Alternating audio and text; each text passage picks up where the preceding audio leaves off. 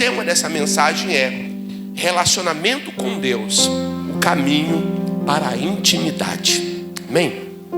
Relacionamento com Deus, o caminho para a intimidade. 1 Pedro capítulo 2, do ao 5. Eu vou ler na versão NAA, se tiver aí, por favor, coloca pra gente. Amém? Vamos fazer essa leitura. Do ao 5 diz: portanto, abandonem toda maldade, todo engano, e hipocrisia, e inveja, bem como todo tipo de maledicência. Versículo 2: como crianças recém-nascidas, desejem o genuíno leite espiritual, para que por meio dele seja dado crescimento para a salvação. Verso 3: se é que vocês têm a experiência de que o Senhor é bondoso, chegando-se para ele pedra que vive, rejeitada assim pelos homens, mas para com Deus eleita e preciosa. Também vocês, como pedras que vivem, são edificados como casa espiritual, para serem sacerdócio santo, a fim de oferecerem sacrifícios espirituais agradáveis a Deus por meio de Jesus Cristo. Versículo 10: pois antes vocês nem eram povos, mas agora são povos de Deus. Antes não tinham alcançado misericórdia, mas agora alcançaram a misericórdia. Feche seus olhos. Pai, em nome de Jesus, que bom estar na tua presença, poder compartilhar, sabe, dessa comunhão maravilhosa com a sua igreja, mas acima de tudo, contigo, Deus. Muito obrigado por esse privilégio, em nome de Jesus. Amém e amém. Bem, qual é o desejo de Deus para nós? Eu tenho aprendido que o desejo de Deus é que seus filhos se relacionem com Ele como um pai. É que os filhos dele, filhos de Deus, deixem o mundo e todos os prazeres que o mundo ofereça e se volte totalmente para Ele, para que possa desfrutar dessa comunhão como havia lá no Éden entre Adão e Jesus, entre Adão e Deus. Quando fizermos isso, quando o homem faz isso, ele passa a usufruir de benefícios em suas vidas, pois foram escolhidos por Deus e já não mais fazem parte do mundo. São estrangeiros, forasteiros deste mundo. Não combina mais, sabe? Não é como água e óleo, a matéria, elas não se misturam, não se fundem. São completamente diferentes. Não vivem como as pessoas do mundo vivem, porque eles vivem como inimigos de Deus. Quando você passa a usufruir dessa presença e intimidade com Ele, você se torna um filho dele. E o que Deus quer, como eu falei pela manhã, Ele não quer mais um servo, Ele não quer um escravo. Ele morreu na cruz, não foi para ter um monte de servos. Ele morreu na cruz para que a família dele aumentasse, para que fôssemos feita a família de Deus. Obrigado. Dá para ir uma bicicleta nesse negócio aí, né? Uma hora vai encher. Vamos lá, vai encher. Agora foi uma bicicleta com carona. Relacionar-se com Deus, então, é estabelecer um vínculo com Ele. Relacionar com Deus é ter conexão, é se ligar a Ele, estar unido como um amigo. E não dá para ser amigo à distância de Deus. Nós vamos ser amigos, mas estarmos próximos, porque foi para esse propósito que Deus nos criou. Quando Ele vai criar o homem, Ele desce ao Éden e Ele forma do pó da terra, do barro. Ele cria o homem do humus. Ele cria o homem e Ele toca, Ele se relaciona com a matéria-prima, Ele deixa a sua marca, as suas impressões. O homem, ele passa a ser um boneco, e então Deus se inclina e sopra em sua narina o seu espírito, e a partir daquele momento o homem se torna alma vivente. Uma partícula divina passa a estar dentro do homem, porque Deus se relacionou com a matéria-prima. Ele não disse uma palavra, Ele simplesmente formou e soprou. Ele se relacionou de forma íntima. Quando nós entendemos isso, nós passamos a valorizar sabe, essa presença. Nós passamos a valorizar essa relação íntima com o nosso Deus. Porém, o que era belo foi destruído pelo pecado. O que era lindo, perfeito, foi estragado, porque o pecado fez isso. O pecado nos destituiu da glória. O homem pecou, como diz a Bíblia em Romanos, o apóstolo Paulo dizendo assim: porque todos pecaram e foram destituídos da glória de Deus. O homem já não tinha mais vínculo, ele já estava agora vivendo num vazio existencial. Uma aliança foi quebrada, ele foi, sabe, perdido. E por anos o homem viveu perdido, tateando no escuro, buscando, sabe, um Deus que pudesse salvá-lo. Assim estava a humanidade, caminhando a passos largos para o inferno. Mas Deus mais uma vez prova o seu amor para conosco, e Ele vem em forma de homem, Ele se destitui de glória, e Ele morre na cruz. Oh, aleluia! Ele morreu por tua causa, meu querido. Ele morreu por minha causa. Ele pagou um preço para nos restituir o lugar que o pecado nos roubou, para nos trazer de volta à família, para que pudéssemos outra vez dizer: papai, bom dia. Papai, é bom estar na tua presença. Papai, aqui estou eu. Ele deu o primeiro passo para nos resgatar. E aí fica uma pergunta para nós: e você? O que você tem feito para valorizar esse tão grande amor de Deus? O que nós estamos fazendo para valorizar tão grande amor? Várias atitudes nos levam para longe de Deus. Contudo, podemos voltar. Há espaço para o retorno. Podemos retornar e voltarmos a ter uma relação adequada com Ele. Voltarmos a sentar à mesa com Ele e nos relacionarmos como Ele quer que nós nos relacionemos com Ele. Porque tem pessoas que até procuram Deus porque Ele faz milagres. E eu quero dizer uma coisa: Deus faz milagre. Fala comigo assim: Deus faz milagre. Às vezes nós procuramos Deus, o homem procura Deus porque Deus precisa de uma bênção. A restauração de um casamento, a cura de um ente querido. Procuram Deus porque precisam de algo, e toda vez que procuram, Deus está ali para socorrer, para ouvir, para ajudar. Mas nós podemos ter tudo nessa vida, e Ele pode nos atender nessa vida, mas Ele vai falar algo para os seus discípulos que voltaram, sabe, depois de vários dias pregando a palavra. Eles voltam felizes e eles voltam cantando, sorridente. Por quê? Porque os demônios lhe eram sujeitos, porque as enfermidades eram curadas, as pessoas eram restauradas. E Jesus olha para eles: olha, alegrai-vos antes de ter o vosso nome escrito no livro da vida. Ou seja, você pode ser curado, mas que a sua alegria está no livro da vida. Você pode ter bens materiais, mas se alegre antes por ter o teu nome escrito no livro da vida. Você pode ter um casamento abençoado, mas se alegre primeiro por ter o teu nome escrito no livro da vida. Oh, aleluia! Aleluia, aleluia, aleluia. Pastor, ainda tem gente procurando obter relação com Ele. Dessa forma, sim, tem. Relacionamento corrompido, marcado pelo pecado. Estão tentando obter sempre dele alguma coisa. Estão desejando as suas mãos, não os seus pés. Seus pés é um ato de adoração. Suas mãos é o que Ele pode fazer por nós. Mais uma vez vem a pergunta: o que você está fazendo para se tornar íntimo de Deus? Precisamos, de cara, abandonar o erro.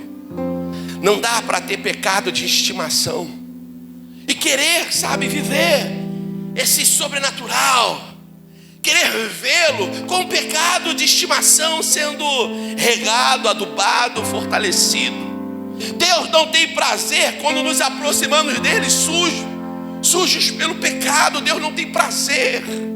Você pode até falar com ele, mas ele não te ouve. Lembra que diz lá em Isaías 59? Não são as suas mãos agravadas, nem os seus ouvidos, para que não possa ouvir, mas as nossas iniquidades nos dividem, nos separam, nos levam para longe. O pecado nos divide. Você não vai ser ouvido por Deus mantendo o pecado de estimação. Você não vai ser ouvido com Deus vivendo uma vida íntima com o inferno. Deus quer que você tenha uma vida íntima com Ele, que você desfrute intimidade com Ele. Jamais iremos experimentar uma relação íntima com Deus vivendo uma vida no pecado. Pastor, tem benefícios quando vivemos de forma íntima com Deus? Sim. Anota os benefícios. Primeiro benefício de viver de forma íntima com Deus: os prazeres do mundo não nos atraem como nos atraía antes. É como no casamento. Quando há amor de verdade, quando o casal se amam de verdade, pode ter muitas mulheres bonitas, como disse Salomão. Muitas mulheres procedem virtuosamente, mas você a todas és superior. Quando se há amor, pode muita mulher bonita, muito homem bonito, mas os seus olhos é para a sua esposa, os seus olhos é para o teu marido. E ele, gordinho, carequinha, mas é amado por você. Sabe, ela gordinha, barrigudinha, mas cabelo branco, mas é amada por você. As rugas, sabe aquela pele esticadinha de quando você a conheceu há 30 anos atrás? Essa pele esticadinha foi embora, sabe, mas você olha para ela, você se enamora, você se apaixona, você a ama. Por quê? Porque vocês vivem uma relação íntima. E essa relação é renovada todos os dias. Não é porque ela virou uma nova mulher, não. Ela é a mesma mulher, mas os seus olhos agora são bons. Quando você vive em relação íntima com Deus, o prazer que o mundo oferece não te atrai. Se você está sendo atraído pelos prazeres do mundo, eu quero dizer algo para você. Você está se tornando íntimo do mundo e não está íntimo de Deus. Tem uma falha nessa relação, tem algum erro nesse negócio, porque alguma coisa está te atraindo que não é Deus. Segundo, qual o benefício? Andamos com Deus, e quando andamos com Deus, o maligno, Leandro, o maligno não nos toca. E eu quero dizer algo para você: ele tenta. Ah, como o maligno tenta, como ele deseja destruir a gente, irmãos. Mas sabe o que diz a Bíblia a nosso respeito? 1000 cai ao nosso lado, 10.000 à nossa direita, e nós não somos atingidos. Aleluia. Esse é o benefício de andar com Ele. Pastor, tem mais sim. Quando nos relacionamos com Ele de forma íntima, nós descansamos seguro à sombra do Onipotente. Oh, aleluia. Descansar seguro, poder dormir tranquilo. Ah, irmãos, isso é bom demais. Usufruir dessa presença gloriosa. Quando desfrutamos de intimidade com Ele, estamos seguros. A segurança, sabe, tranquilidade. A alma sem Deus, ela é desprovida desta alegria permanente. É estar em uma terra seca, árida, uma terra desértica, sem a verdadeira, sem usufruir, sem experimentar, sem vivenciar a verdadeira fonte de prazer. A fonte de prazer do homem está em Deus. Nele concentra a fonte de todo o prazer. A satisfação, a alegria se concentra nele. E Ele é o suficiente para nos sustentar. Oh, aleluia. Pastor, tá bom. Eu agora ouvi a palavra, eu percebi que estava no caminho errado, eu sei que tem coisas boas, mas como eu posso voltar a me relacionar com Deus de forma íntima? Aí eu quero que você volte para esse texto que nós lemos, capítulo 2, verso 1. Primeira parte desse texto vai dizer assim: livre-se de tudo que atrapalha, ou abandone toda maldade. Abandone. Eu acho que o segredo é esse. Você tem que abandonar tudo que te atrapalha, tudo que te prende. E nem sempre o que nos abandona, o que devemos abandonar, são necessariamente pecados. Como diz o escritor aos Hebreus, abandone tudo aquilo que vos atrapalha e o pecado que de perto nos rodeia. Temos que abandonar, irmãos, algumas coisas. Algumas cargas não contribuem para o nosso avanço nessa relação de intimidade com Deus. Você precisa abandonar ou livrar-se de algumas coisas. E o escritor vai dizer assim: abandone toda a maldade, abandone o engano, a hipocrisia, a inveja, como toda maledicência. Nós não conseguiremos desenvolver um relacionamento íntimo com Deus, a menos que os pecados, repetem comigo assim, pecados. Mais uma vez, pecados. Nós não conseguiremos desenvolver um relacionamento íntimo com Deus, a menos que os pecados sejam abandonados. Abandone, não nutra pecado de estimação, livre-se deles em nome de Jesus. Então esse é o primeiro passo para que você volte a ter um relacionamento íntimo com Ele. Qual é o segundo passo? O segundo passo é: deseje ardentemente. Olha o versículo 2. Olha esse texto, irmãos. Como crianças recém-nascidas, desejem o leite, o genuíno leite espiritual, para que por eles lhes seja dado crescimento para a salvação. Irmão, isso é muito sério. Desejar ardentemente não é apenas desejar. Às vezes a gente deseja um copo d'água. Por exemplo, agora eu desejei um copo d'água. Glória a Deus. Eu vim e dei uma bicada no copo d'água. Mas quando você está com muita sede, uma bicada sacia? Está entendendo? Porque muita gente não consegue usufruir intimidade com Deus, porque é como na água, só dá uma bicada. Uma bicada não dá, irmãos. Uma planta não sobrevive com um copinho pequenininho de água se ela necessita de muita. Se ela necessita de 1 litro de água diariamente, uma planta não sobrevive com 100 ml. Irmão, se a nossa vida, para podermos usufruir da presença de Deus, nós precisamos de muita intimidade com Ele. Não vai ser, aquela oração da hora do almoço, aquela oração rala, aquela oração, passe mal, passe bem, em nome de Jesus, amém. Irmãos, isso é legal para uma criança. Em paz me deito, em paz eu durmo, amém. Irmãos, que isso? Você não vai desenvolver uma intimidade desse jeito. Nenhum relacionamento aí é algo importante também. Quando nós nos posicionamos assim, nós nos mostramos indiferentes. Irmãos, e aqui há uma seriedade muito grande quando eu leio isso. O texto vai dizer que devemos desejar ardentemente. Mas sabe o que a gente faz? Às vezes, corrompidos pelo pecado, nós nos afastamos dele de propósito. Nós nos mostramos indiferentes. Quer que o relacionamento seja destruído, se mostre indiferente. A indiferença é terrível, irmãos. Quantos casamentos estão sendo empurrados porque o homem é indiferente ao que a mulher faz? A mulher lava a louça, a mulher varre a casa, a mulher cuida dos filhos. O cara chega, não agradece, não é grato, não honra a mulher dizendo que a ama 20 vezes por dia. É ingrato, é indiferente, é vazio, é oco.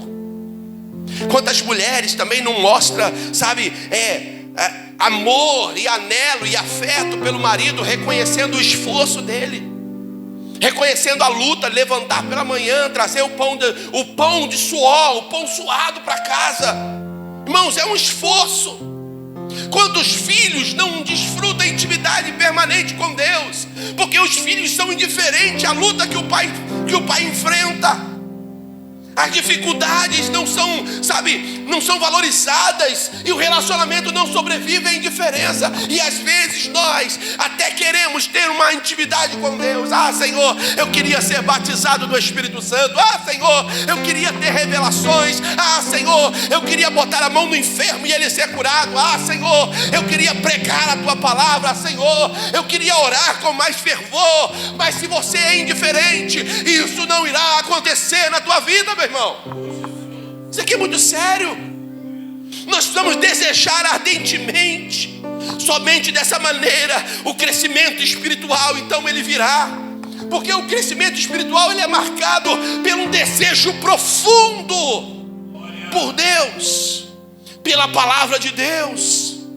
Como um genuíno leite espiritual, assim como a criança deseja ele, nós devemos desejar com intensidade nos relacionarmos e nos envolvermos com ele. Nos envolvermos a ponto de eliminar da nossa vida tudo aquilo que atrapalha essa relação. A Bíblia fala que se teu olho esquerdo te atrapalha, arranque o seu olho. É radical, irmãos. Se os teus pés estão te atrapalhando, arranca ele, você não precisa dele. É melhor você entrar no céu faltando um pé ou um olho do que você ir para o inferno com olhos, mãos e pés. Você precisa saber separar-se completamente daquilo que te atrapalha. Não dá para nutrir pecado de estimação e viver uma vida de relação com ele. Olha o próximo versículo. Versículo 3. Qual é o terceiro então para que eu possa ter essa relação perfeita com Deus? Se o primeiro é eu preciso me livrar do que atrapalha, o segundo desejar ardentemente, o terceiro então é se achegue a ele. Versículo 4. Chegando-se para ele a pedra que vive, rejeitada assim pelos homens, mas para com Deus eleita e preciosa. Irmãos, o homem natural, ele rejeita as coisas espirituais. Faz parte da sua natureza.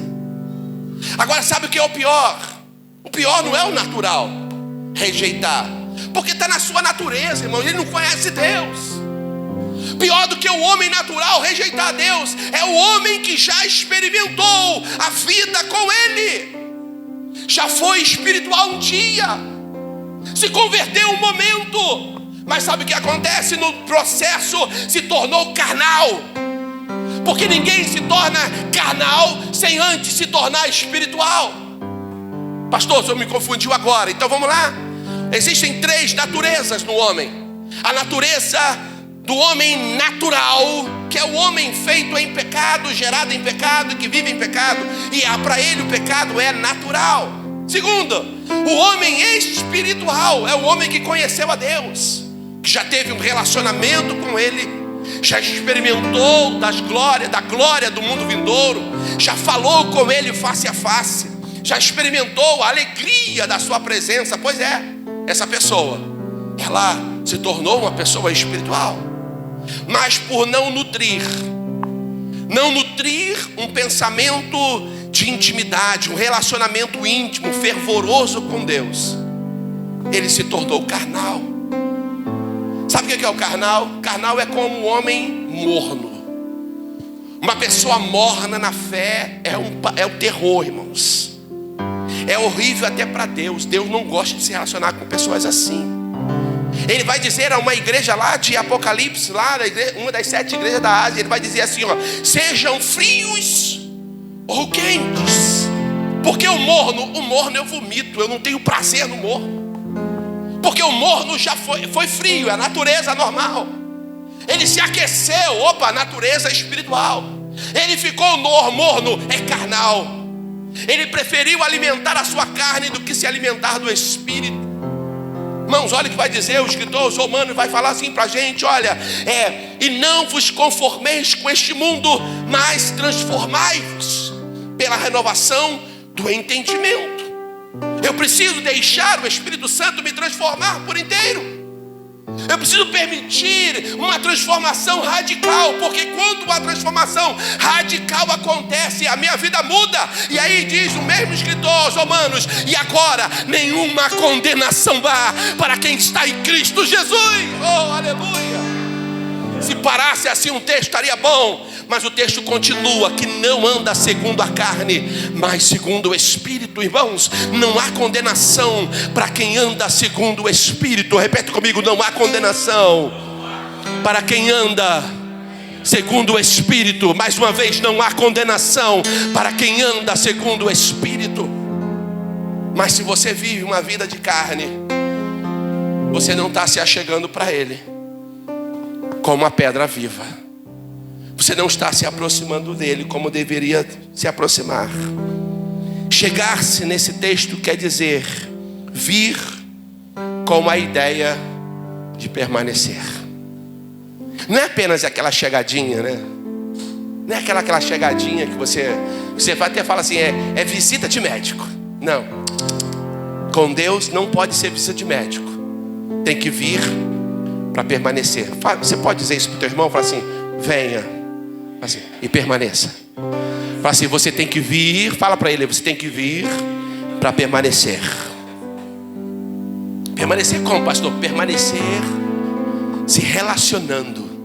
Não é sentar e se mostrar indiferente, é se relacionando. Gente, todos nós gostamos de ser bem recebidos. Eu amo ser bem recebido em qualquer lugar.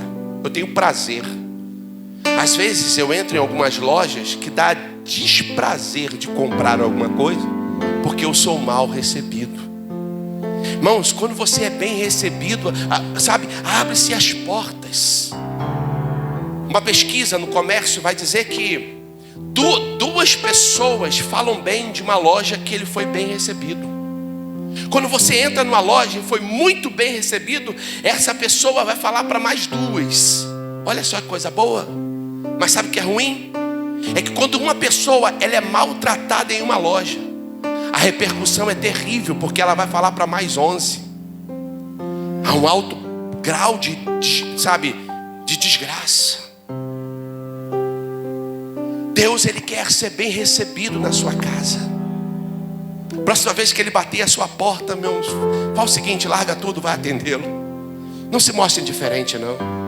Chegai-vos a Ele. Sabe, não se mostre indiferente. Não fique escondido, não, vai lá, corre lá. Mas Jesus, Tu és bem-vindo aqui, pode entrar, Senhor. Senta aqui, senta do lado dele, faz sala para ele. Irmãos, é tão bom quando eu vou à casa de algumas pessoas e elas sentam juntas para conversar. Não tem nada pior do que você chega na casa de alguém e ele te bota sentado no sofá, fala assim, espera só um pouquinho que eu vou lá lavar a louça. Poxa, lavar a louça naquela hora. Ou então pode até lavar a louça, vem para cá comigo, eu estou lavando a louça, enquanto eu lavo a louça, a gente conversa. Irmão, ser bem recebido é uma bênção. Deus quer ser bem recebido na tua vida, irmãos. Então quando Ele bater a sua porta, abre e receba o bem. Fala isso para o teu irmão, você pode falar para ele assim, quando ele bater na tua porta, fala assim, abre e receba o bem. Oh, aleluia. Há um louvor que diz, Tu és bem-vindo aqui. Irmãos, a casa é dele. Você tem que dizer, Senhor, minha casa é a tua casa, me caça a sua casa. Você tem que falar isso para ele. Você tem que deixar ele sentar no teu sofá. Ninguém entra no teu quarto, mas Jesus, ele deve ser convidado. Jesus, vem cá, senta aqui na minha cama também. O Senhor tem liberdade. Nenhuma visita na minha casa entra no meu quarto.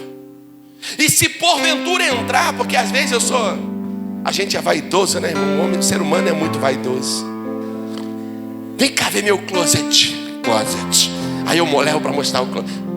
Eu fiz com tanto carinho. Isso foi eu que fiz. Tô falando, a vaidade é uma desgraça, irmão. Só Jesus na terra. Aí a pessoa entra e fala, legal.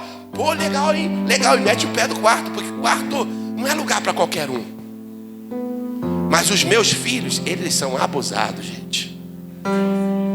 Eles abrem a porta, eles entram no quarto, eles sobem na cama. Só não podem pular na cama. Mas subir na cama, deitar na cama, se enrolar no cobertor. Irmãos, por quê? Porque são íntimos. Jesus deve ser íntimo nesse nível. Ter liberdade na nossa vida nesse nível. Porque agora, olha o que vai dizer o versículo 10. Para a gente terminar. Não, versículo 10 não. Versículo 5. Estou acabando. Tô acabando. Tinha um pastor que falava assim, tô acabando. Ele falava isso com 20 minutos de pregação. Demorava 1 hora e brau. Não, mas eu já estou terminando meu tempo de ministração. Mas eu não posso passar para o versículo 10 sem passar para o versículo 5. Eu queria que você entendesse a progressão daqueles que desejam se relacionar com Deus. Então ele precisa desejar. Vou ler mais uma vez para você. Ele precisa se livrar de tudo que atrapalha. Desejar ardentemente. Terceiro, ele precisa se achegar a Deus. Quarto, ele precisa oferecer. Versículo 5. Sacrifícios espirituais. Olha só o que vai dizer o texto. Também vocês, como pedras que vivem, são edificados casa espiritual, para serem sacerdócio santo, a fim de oferecerem sacrifícios espirituais. E o termo, eu gostei da NAA por causa dessa colocação. Sacrifícios espirituais agradáveis a Deus por meio de Cristo.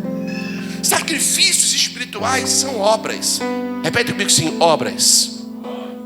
Deus nos chamou, Ele se relaciona conosco, mas Ele também deseja que a gente faça alguma coisa. Obras. Ela é necessária, irmãos.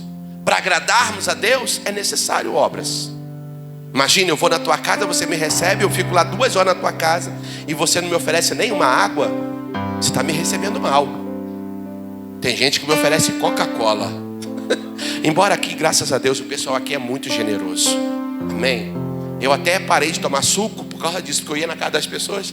Ah, pastor, você quer tomar? Eu queria tanto te oferecer um suco, mas só tenho Coca-Cola. Aí eu falei assim, só tomo suco. Agora eu falei uma coisa, para com esse negócio de suco, vou tomar a Coca-Cola mesmo, que é que o povo tem em casa. O povo aqui é próspero, glória a Deus. São sacrifícios, são obras espirituais. Feitas, olha só que importante. Sacrifícios espirituais são obras feitas por causa de Cristo, sob a direção e orientação do Espírito e de sua palavra. Obras espirituais é louvar a Deus com intensidade. Vamos repetir isso aí, vamos lá, 1, 2, 3. Louvar a Deus com intensidade, com toda a energia que há no corpo. Então, se o hino é para bater palma, opa, eu vou bater palma com intensidade. Se o hino é para pular, eu vou pular com intensidade. Se é para levantar as mãos e orar, eu não vou ficar com um braço, sabe, como se eu tivesse com o braço engessado. Eu vou levantar a mão e eu vou adorar, irmãos. É com intensidade. Se é para orar com intensidade, eu vou abrir a minha boca. Porque quando o meu time preferido faz gol, eu grito gol. Mas quando a obra de Deus é feita, eu falo aleluia. Oh, glória. Oh, Jesus, Deus é bom. Fala para o teu irmão que Deus é bom. Deus é bom. Nem para falar que Deus é bom presta. Irmão, tem que ser intensidade, tem que ter alegre, tem que ter prazer, sabe? Oh, aleluia. É fazer o bem. Sacrifícios espirituais é fazer o bem, é compartilhar os recursos com o outro, é compartilhar os dons, é compartilhar os talentos. Irmãos, eu cheguei cedo aqui, eu fui lá para cima, eu fiquei em oração, e quando eu desço eu vejo os voluntários da porta junto com os diáconos. Sejam bem-vindos, sorriso no rosto. Irmão, dá alegria chegar na casa de Deus. É prazeroso, sabe? Porque a intensidade, isso é bom demais, irmãos. São sacrifícios espirituais. É levar outras pessoas a Cristo. É lavar o banheiro. É cuidar das salinhas. É cuidar das crianças. É lavar os pratos. É recepcionar bem. É ensaiar. É cantar bem. É zelar pelos instrumentos. São sacrifícios espirituais. É sacrificar os seus próprios desejos pelo bem do outro. É orar. É orar pelos outros. É interceder por alguém. É levantar, sabe? É fazer jejum em prol das pessoas. Tem pessoas precisando do nosso sacrifício espiritual. Falar em sacrifício espiritual, nosso irmão Arilzo, ele precisa da nossa oração. Ele se converteu, mas não deu tempo de batizá-lo. O processo de tratamento dele de câncer está bem avançado, mas ele foi internado. Ele ia receber alta quinta-feira e não conseguiu. E ele continua internado, precisa da nossa oração. Sacrifícios espirituais, precisamos orar por ele. Precisamos orar para a irmã Geusa. Vamos orar, irmãos. Ela precisa ser curada para voltar à atividade no templo. Ela gosta de estar aqui. Ela tem prazer, irmãos. É mulher de oração. Quantas vezes ela orou por pessoas aqui? Ela intercedeu. Às vezes o culto de oração tinha 10 pessoas. No meio das 10, quem estava lá? A irmã Geusa, orando por você que não podia estar. Só que agora quem não pode estar é ela. E nós devemos orar por ela. Orar pela irmã Geusa. Orar pelo seu José. Orar, esposo da Socorro. Se ele ficar bem, a família da Socorro vai ficar legal, feliz da vida. Devemos orar por ele. Orar pelos novos convertidos, pelos que vão se batizar. Sabe o que o diabo está colocando na mente de algumas pessoas? Quem sou eu para me batizar? Eu preciso me consertar. Eu preciso primeiro ter uma relação íntima com Deus.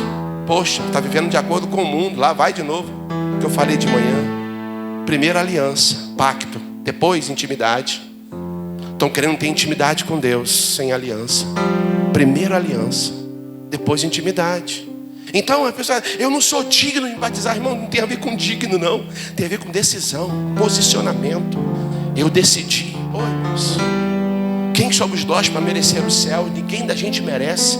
Mas sabe o que aconteceu? Para que a gente pudesse herdar o céu, Jesus desceu lá na cruz do Calvário, morreu por nós. E ele fala assim, agora está aí, você tem acesso. O que eu preciso fazer? Eu não mereço. Realmente você não merece, mas a chave já foi dada. É pela graça que somos salvos por meio da fé. E não vem de nós, é dom de Deus. Oh, aleluia. Deus quer que a gente, mergulhe nele, viva por ele, experimente mais dele.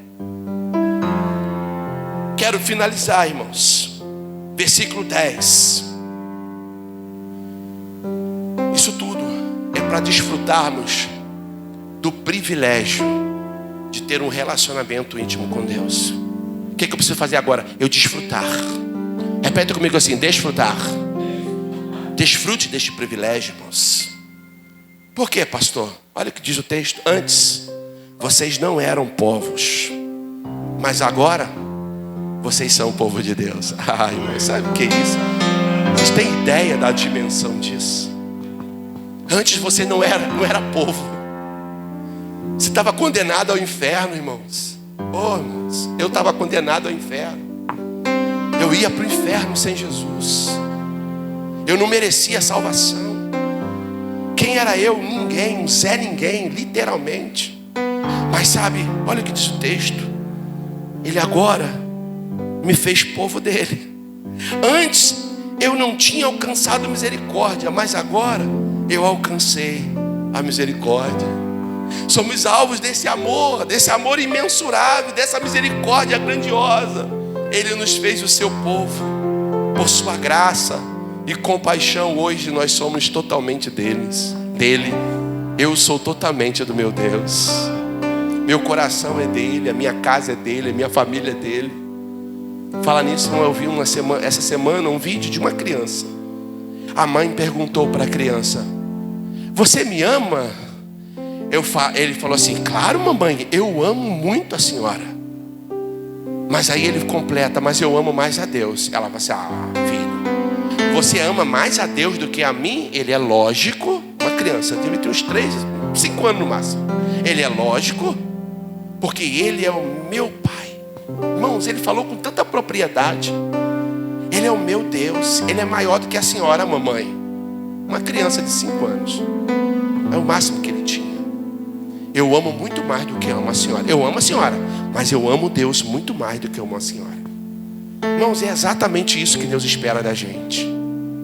Você tem filhos. Eu sei que para uma mãe, filho é tudo. Mas teu Deus é mais do que teu filho. Ame seu Deus mais do que você ama o seu filho.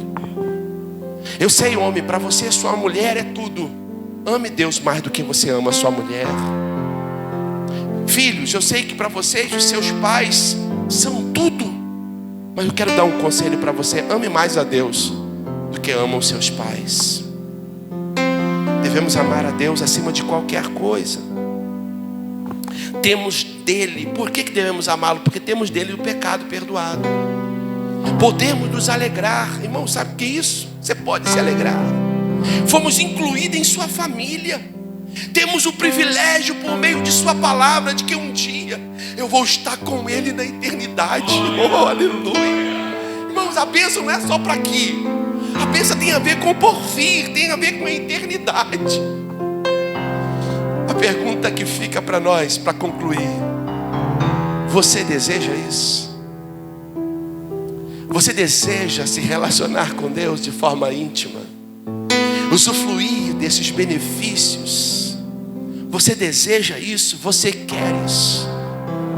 Se você quer isso, eu quero convidá-los nessa hora a tomar a decisão e falar assim: eu quero. Vamos, você que deseja falar assim: eu quero. Falar assim: eu quero. Com mais intensidade: eu quero. Com alegria: diga: eu quero. Oh, aleluia. Eu quero. Declare isso, meu irmão. Eu quero, porque é tudo que eu desejo. É tudo que eu mais amo, tudo que eu mais desejo. É um dia estar com Ele, quando o meu nome Ele me chamar, Ele chamar.